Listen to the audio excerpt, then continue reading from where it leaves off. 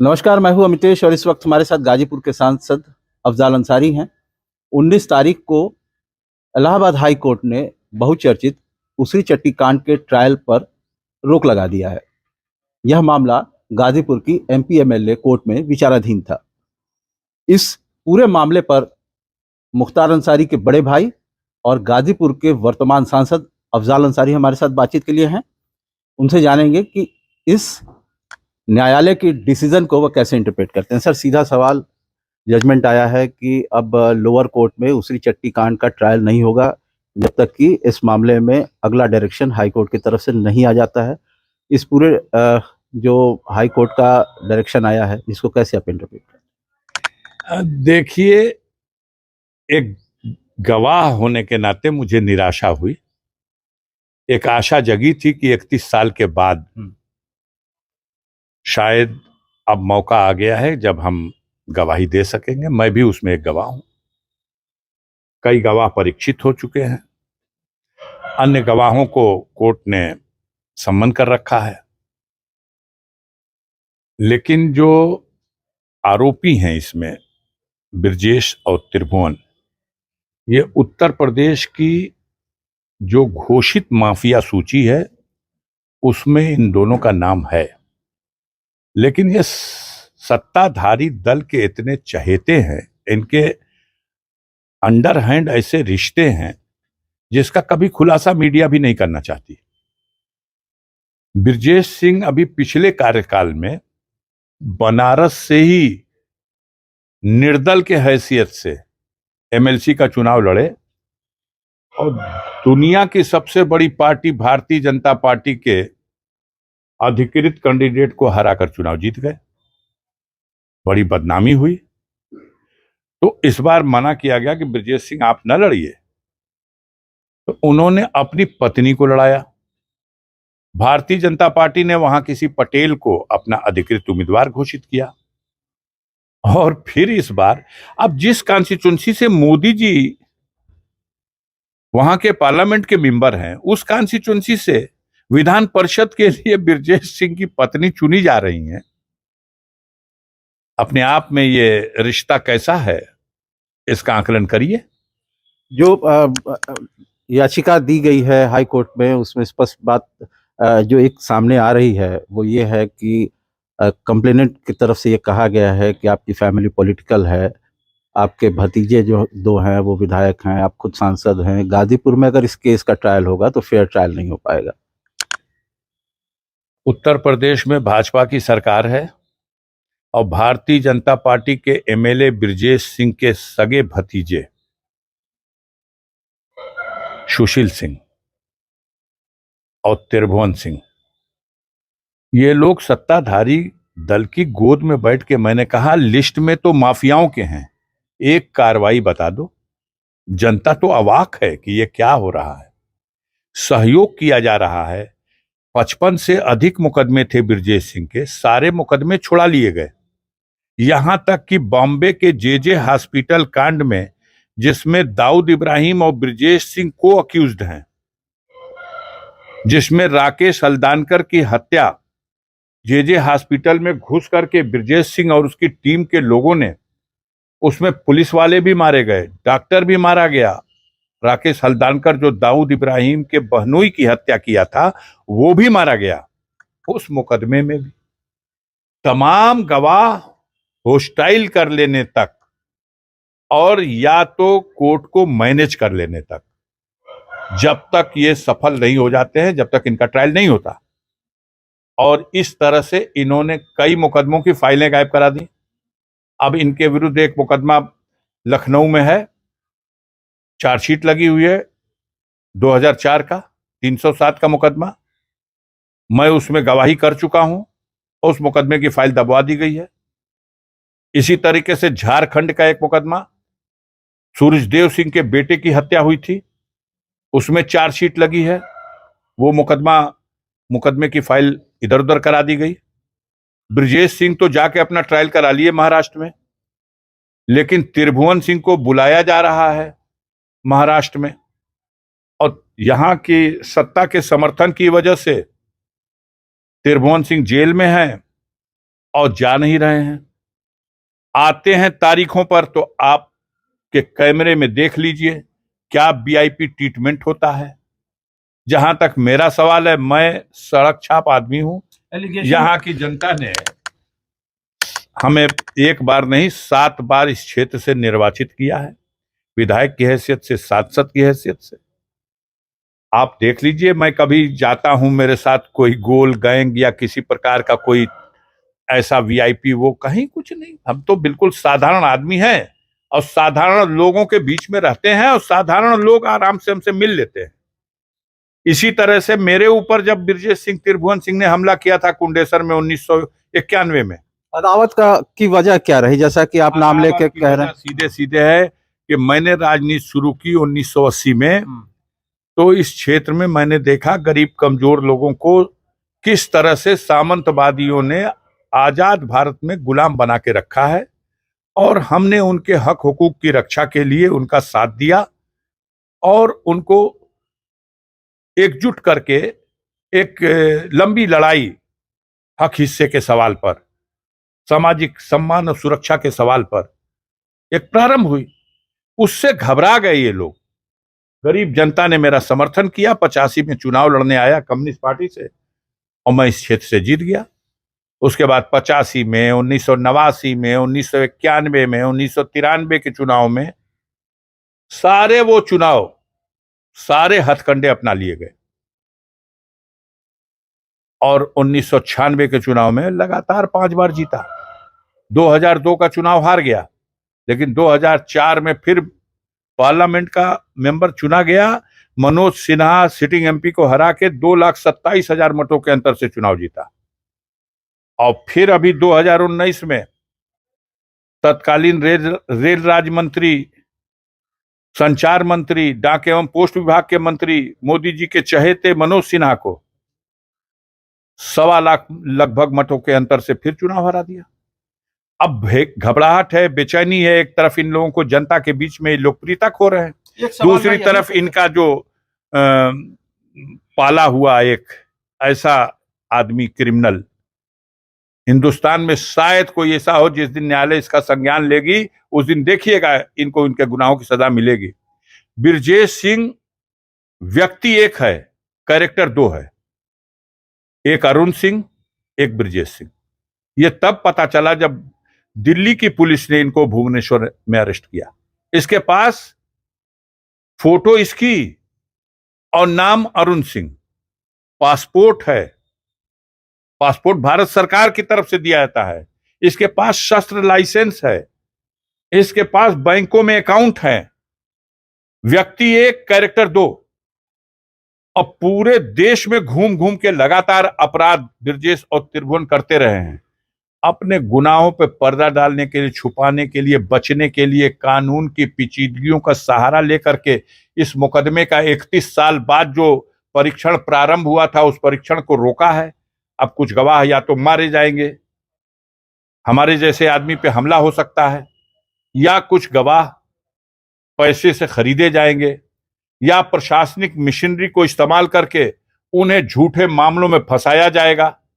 किसी भी तरह से त्रिभुवन सिंह और ब्रजेश सिंह को बचाया जाएगा। आपके भतीजे ने भी चीफ जस्टिस ऑफ इंडिया को एक पत्र लिख करके आशंका जताई थी कि जब मुख्तार अंसारी गाजीपुर कोर्ट में पेश होने आएंगे तो साजिशन हमला किया जा सकता है। तो एलिगेशन आपकी तरफ से भी लग रहे हैं, एलिगेशन उनकी तरफ से भी लग रहे हैं। इसको कैसे आप कहेंगे? क्या ये पूरा मामला एलिगेशन काउंटर एलिगेशन में उलझ के रह जाएगा? इसको जैसा चाहे बना दीजिए मीडिया के लोग। एक पीड़ित पक्ष है और एक आरोपी है, दोनों को एक के बना देंगे? पीड़ित पक्ष को सुने बगैर आरोपी की ही सुविधा की व्यवस्था कर देंगे आप कर दीजिए। जनता देख रही है। देश में जो विश्वास बना हुआ है हमारी न्याय व्यवस्था पर, उसको बना रहने दीजिए।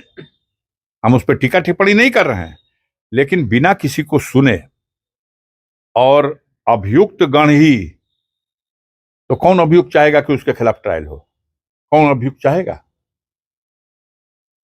ये लोग चाहते हैं, इसलिए कि ये लोग लोकतंत्र में और कानून में जो ये व्यवस्था है कि आरोपी को न्यायालय में विचारण कराना पड़ेगा, अपने ट्रायल फेस करना पड़ेगा अपने ऊपर लगे आरोप का, ये नहीं मानते ये जमात के लोग। जो जमात सत्ता में बैठी है इसने तमाम अपने लोगों के मुकदमे उठा लिए, अपना उठा लिया, अपने डिप्टी सीएम का उठा लिया, तमाम चहेते एमपी एमएलए का उठा लिया, कोर्ट तक जाने ही नहीं दिया कि सुनवाई हो। अब ब्रजेश सिंह त्रिभुवन सिंह वाला मामला उठाया तो जा नहीं सकता क्योंकि चार्ज बन चुका है, गवाही कोर्ट में हो रही है, रोका तो जा सकता है। सरकार, प्रशासन, ये सब मिली भगत है और किसी तरह से न्यायपालिका को भी गुमराह किया गया है। वास्तविकता सामने आएगी, ऐसा नहीं है, और उम्मीद है, न्यायपालिका पर उम्मीद है। सारी सच्चाई सामने आने के बाद हमें उम्मीद है कि ऐसे दुर्दांत अपराधी को, जो दाऊद इब्राहिम का को अक्यूज रहा है, ऐसे त्रिभुवन सिंह और ब्रजेश सिंह को इस तरह से 31 साल के बाद भी मुकदमे का विचारण रोक दिया जाए। हम तो कहते हैं पूरे उत्तर प्रदेश में ट्रायल, इसको आपसे कहने से कुछ मिलेगा नहीं, लेकिन इससे पहले एक याचिका सुप्रीम कोर्ट में दाखिल हुई कि उत्तर प्रदेश से ही ट्रायल हटा के दिल्ली भेज दिया जाए, वहां ट्रायल हो जाए, निष्पक्ष ट्रायल। वो भी मंजूर नहीं है आपको। आप कहीं मैनेज कर लेंगे किसी न्यायालय को तो चाहेंगे उसी जगह जाके हो, ताकि हम चलिए आने वाले समय में कानून के रास्ते से इस समस्या का समाधान किया जाएगा। अंतिम सवाल कि एक तरफ तो आपने एलिगेशन लगाया कि 2019 के चुनाव में बीजेपी ने तमाम तरह के चुनाव जीतने के लिए रिगिंग की, दूसरी तरफ 2024 में लोकसभा के चुनाव होने हैं। एक तरफ ये एलिगेशन कि बीजेपी चुनाव को फिक्स करेगी या करती है, और दूसरी तरफ ये कहना कि जो हमारे प्रतिद्वंदी रहेंगे बीजेपी को, उनको पिछली मार्जिन से ज्यादा मार्जिन से जिताऊंगा। क्या इसकी वजह क्या है इतने कॉन्फिडेंस? देखिए, दो बातें। हम पिछली बार भी जो हुआ, अगर दोनों सरकार और उनकी मशीनरियों ने चुनाव निष्पक्ष कराने की भूमिका निभाई होती तो जो मार्जिन इससे पहले मनोज सिन्हा को 2004 में हराया था 2.25 लाख मतों के अंतर से, उससे भी बड़ी मार्जिन से पिछला 19 का भी चुनाव हराते। लेकिन बहुत बड़े पैमाने पर मशीनरी का दुरुपयोग हुआ था, फिर भी लगभग 2.25 लाख वोटों के अंतर से हराया। गाजीपुर जनता के मिजाज में है, और गाजीपुर की जनता का मिजाज मैं पढ़ रहा हूं। अच्छा, क्या मिजाज पढ़ के आप देखिए, गरीब आप समझते हैं कि आप बुलडोजर से किसी को रौंद रहे हैं, और कोतवाल साहब दरोगा जी किसी को दौड़ा दौड़ा के पैर में गोली मार रहे हैं, और तमाम आतंक है इन लोगों का, और जिसको बुला लिया और जिसको बेइज्जत कर दिया, और रुपया लूट ढेर मचा हुआ है। आप समझते हैं कि जनता इससे बहुत प्रसन्न है, तो प्रसादी दे देगी 24 में, प्रसादी दे देगी 24 में। पुलिस प्रशासन की दमनकारी कार्रवाई का पूरा बदला जनता लेगी 2024। ये तो एक दो स्पेसिफिक केसेस है ना जहां पे हमारे ऊपर थोड़े है। कोई बचा है तो बता दीजिए, कोनो गांव जहां इन लोगों ने दुर्गति मचा दी हो। गरीबों की झोपड़ियां, मड़ैया अब जा करके पूछ रहे हैं कि तुम्हारे घर का कागज कहां है, तुम तो गांव समाज में बसे हो। जिस दिन महात्मा गांधी के आह्वान पर देश की जनता ब्रिटिश हुकूमत के खिलाफ आंदोलन करने सड़क पर उतरी, जिस दिन राजगुरु, सुखदेव, भगत सिंह, अशफाक उल्लाह बिस्मिल, चंद्रशेखर आजाद जैसे क्रांतिकारियों के आह्वान पर देश के नौजवानों ने क्रांति का बिगुल फूंका और विवश कर दिया कि अंग्रेज देश छोड़ करके जाए, उस दिन किसके पास कौन सी जमीन थी? या तो राजाओं, महाराजाओं, बड़े बड़े जमींदारों, उनके पास, साहूकारों के पास। गरीब जनता के पास क्या था? गरीब जनता तो जो यही सरकार की जमीनें हैं इसमें बसी हुई है। मेरा मानना है, ये सच्चाई है कि 100 में 80% जनता आज भी देश की इन्हीं सरकारी जमीनों में बसी हुई है, चाहे जंगल में हो चाहे मैदानी इलाकों में। आज गांव में सर्वे हो रहा, तुम्हारा घर, ये तुम्हारे नाम का तो नंबर नहीं है। 80% लोग गांव समाज में बसे हुए हैं। अब उसमें आप जिसको चाहिए उजाड़ दीजिए कि तुम्हारे पास तुम्हारे बाप दादा के नाम का कागज नहीं है। उसका बाप दादा तो लड़के मर गया देश को आजाद कराने के लिए, वो कागज तो नहीं दे गया कि हमने अंग्रेजों से खरीदा था। उसने तो सोचा कि देश आजाद हो जाएगा तो यहाँ की धरती, जल, संपदा सब देश वालों की होगी। उन्हें क्या पता था कि देश में ऐसी सरकार आएगी जो आजादी के 75 साल बीत जाने के बाद कहेगी अपने जमीन का कागज दिखाओ, और इस नाम पर उनका उत्पीड़न करेगी, उनके ऊपर अत्याचार करेगी। उन्हें ऐसा नहीं एहसास था। इसलिए मैं कह रहा हूं खामियाजा भुगते। जितना इनकी प्रशासनिक कार्रवाई जो कहते हैं, पीठ ठोकते हैं कि हम कानून का राज स्थापित कर दिए, यह जंगल राज से बदतर स्थिति है। हर शरीफ आदमी भयभीत है और डरता है और इंतजार कर रहा है कि 24 को आने दो। 2024 का आपको भी इंतजार है। 2024 में बहुत सारे सियासी दलों को लोकसभा चुनाव का इंतजार है। एक ऐसा सवाल है जिसका हालांकि आप कैमरे पर जवाब देना मुफीद नहीं समझते हैं, या एक रूटीन सवाल है कि चुनाव लड़ेंगे अगर आपके समर्थक, जैसा कि आप कहते हैं कि तो रायशुमारी के बाद आप तय करेंगे, तो पार्टी कौन सी है? मैंने कहा आपसे कि शायद आपको हमसे पहले भी कोई मिला हो। गाजीपुर की जनता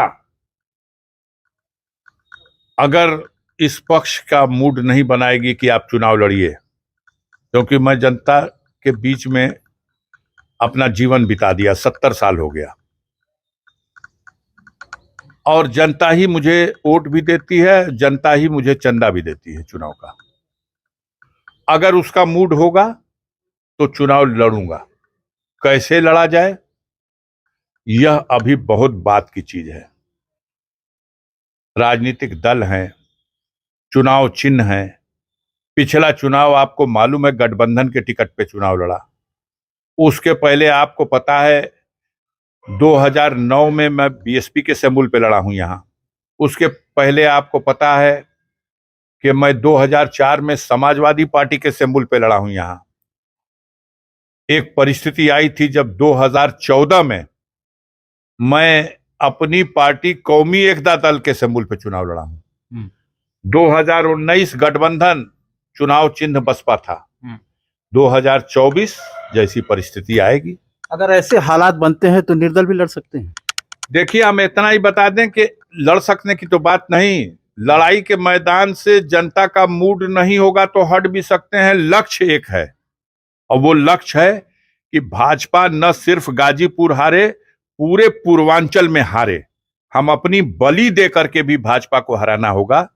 तो गाजीपुर नहीं, पूरे पूर्वांचल में, उनको चंदौली में, उनको बलिया में, उनको सलेमपुर में, घोसी में, आजमगढ़ में, मछली शहर में, लालगंज में, भदोही में, इन पूर्वांचल की सभी सीटों पर मेरा पहला लक्ष्य है कि बीजेपी को हरा देना है।